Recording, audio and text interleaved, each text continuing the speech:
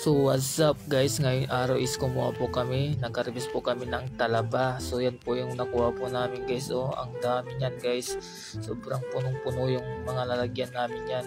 So bago po kami kumuha ng talaba, kailangan po naka-gloves po kami para hindi po kami masugatan dahil matutulis po yung mga shell niyan. At nga pala sa batang makulit na to, naliligo kahit hindi alam lumangoy. So napakatariwa at fresh ang tubig namin dito.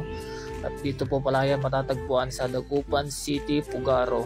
So yun na nga guys, so nakikita nyo ang mga kasama ko dyan is talagang ganadong kumuha ng talaba dahil may pang-ulam na nga, may pang-pulutan pa.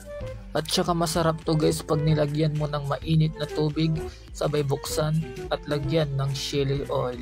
Talagang mapapasarap ka. Yun po yung madalas na ginagawa po namin dito. Kaya ngayong tag-ulan sa amin is maraming talaba at kampis na nakukuha po dahil ito po yung panahon na pagbungad ng mga talaba at kampis. So yun guys, pagkatapos namin ito ay lilinisin muna tapos isasalang na at saka ready to eat na rin guys. So napakaganda po dito sa tubig na yun ay na talagang makikita mo yung mahuhulog na yung bata na to.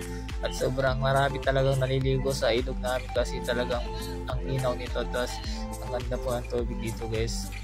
O depende yan sa panahon, kung tag-ulan talagang malinaw. Tapos minsan po ay medyo marumi dahil sa kung ano-ano na ang tinatapon. Kaya nag-iiba na ang kulay ng ilog.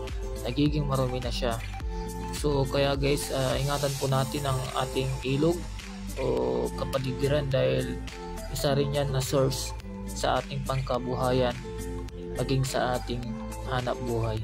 Kaya hanggang dito na lang muna tayo guys dahil sasamahan ko na po silang maglinis ng talaba. So pa-share na rin guys, salamat and see you sa next vlogs ko. Kaya pa-comment na rin kung ano kaya yung susunod na i-video natin.